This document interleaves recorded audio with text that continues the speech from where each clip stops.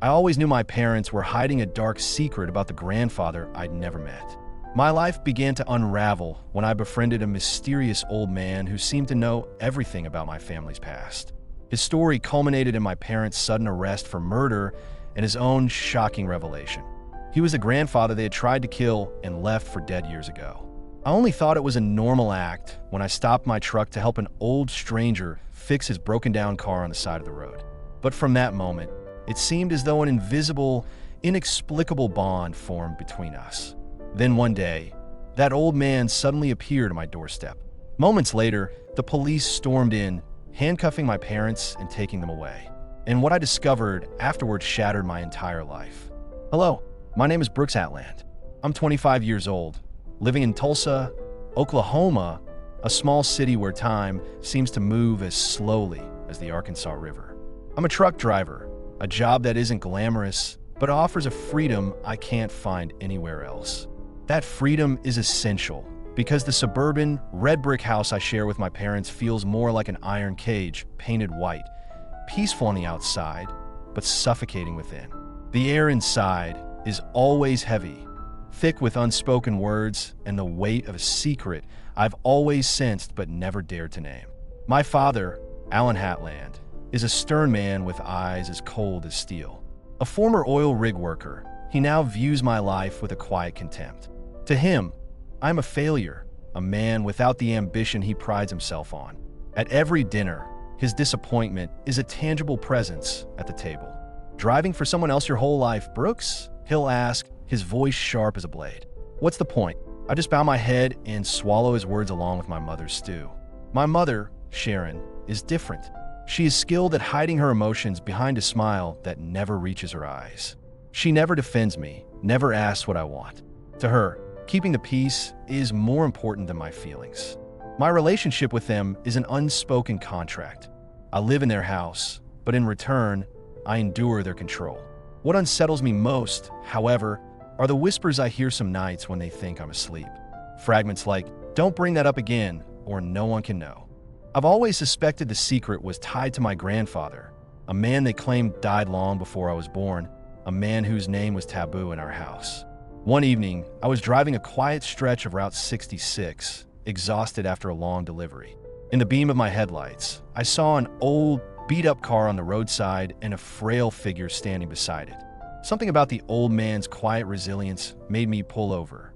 He was thin, likely in his 70s, with a weathered face etched with deep wrinkles. But his eyes were bright, profound, as if they could see right through me. "My car's broken down," he said, his voice low and warm. "Flat tire, and I don't have the strength to change it." I grabbed my toolkit and got to work. As I loosened the bolts, the old man watched me, his gaze gentle but deliberate. "You a driver?" he asked. "You look like a good man, Brooks." I was momentarily stunned that he knew my name, but I brushed it off, thinking I must have mentioned it. When I finished, he patted my shoulder. "Thank you," he said, a warm smile spreading across his face. "My name is Lester. If I get the chance, I'll repay you." I drove home, the image of his strangely familiar eyes lingering in my mind. A few days later, I saw him again at a roadside diner.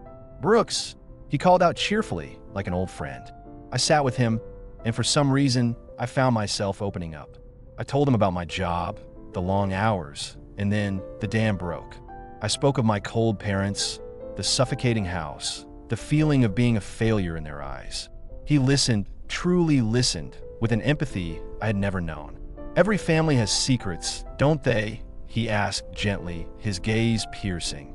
Our encounters became a regular, comforting part of my life. He'd appear in unexpected places, and he knew details about my family I hadn't shared, even my father's name. "Alan was a hard worker," he once remarked, "but ambition can change a man." The warmth I felt in his presence was now mixed with a growing suspicion. He was more than a stranger. The truth began to unravel on a Friday evening at dinner. I don't know why I did it, but I casually said, "I saw Lester again today. He knows a lot about our family." The atmosphere shifted instantly. My father's knife clattered against his plate. My mother dropped her dish towel. For a fleeting moment, I saw raw panic in their eyes before it was masked by their usual scowls. "Who's Lester?" my father growled, his voice sharp with a desperation I'd never heard. Probably just an old man who likes to tell stories, my mother said quickly, her voice trembling. Don't pay him any mind. But their reaction had told me everything I needed to know. That night, I overheard them whispering, terrified. Lester, my mother cried softly. It can't be him, Alan. He's been dead for years. A few days later, as I pulled up to the house, I saw him standing at our gate. It was Lester.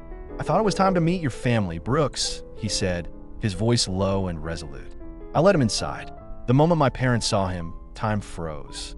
My father's face turned ashen. My mother dropped a plate, which shattered on the floor. Lester, my father whispered, the name a dagger in his heart. Lester stepped forward, his eyes locked on my father. It's been a while, Alan, he said, his voice chillingly calm. Then he turned to me. I'm Lester Hatland, Alan's father, your grandfather, Brooks. And as you can see, I'm very much alive. His words hit me like a bolt of lightning. My grandfather, the man they said was dead. Before I could process it, the wail of police sirens pierced the air. 2 officers stormed in. Mr. Alan Hatland, Mrs. Sharon Hatland, one announced, we need you to come with us regarding a matter of insurance fraud and suspicion of conspiracy to commit murder. As my parents were led away in handcuffs, my world collapsed. Lester placed a hand on my shoulder. You deserve to know the truth, he said, his voice heavy with sorrow. In the suffocating silence of the house, my grandfather told me a story that changed everything. Years ago, my parents, driven by greed, had taken out a large life insurance policy on him. Then, on a trip to the mountains, they pushed him off a cliff, staged it as an accident, and left him for dead. But they didn't know I got caught on a branch, he said, his voice trembling. Injured but alive. A forester found me and cared for me, but I had lost my memory. For years, he lived in a remote cabin, a ghost, while my parents collected the insurance money and built their life on a lie. A recent minor car accident had jolted his memory back. He began investigating, gathering evidence of their crime. Then I discovered something that wouldn't let me stay silent, Lester said, his expression grave. They've taken out multiple life insurance policies in your name, Brooks. I came back to protect you. The truth was a knife in my heart. The people who raised me, who were meant to love me, had tried to kill my grandfather and were now plotting against me. A few days later, I confronted them at the detention center. My father called me a traitor. My mother sobbed, pleading that they were only protecting the family. There was no remorse, only the desperation of being caught. I walked out of that frigid room and never looked back. At the trial, Lester took the stand, his testimony calm and cutting. The evidence was irrefutable. My parents were sentenced to long prison terms. My father for 42 years, my mother for 32. The house where I grew up, an empty shell filled with lies, was seized. I had nowhere to go. Come live with me, Lester offered. His home was the small wooden cabin where he had survived for years. It was simple, austere, yet it held a warmth I'd never felt before.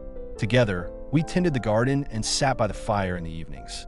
He taught me the lessons my parents never did, about honesty, resilience, and love. He showed me the journal he kept, filled with fragmented memories, and a faded photograph of my father as a smiling, innocent boy. Greed can turn a good person into a monster, he said sadly. Years later, Lester passed away peacefully in that cabin, leaving me his small estate and a legacy of honor that no money could buy. I was no longer the lost boy from those earlier days. I continued to live in the cabin, still driving my truck, but my roads were no longer paths of escape. They were roads leading to a future where I carried my grandfather's lessons. That truth can never stay buried, and that true family is built on trust and love, not on lies.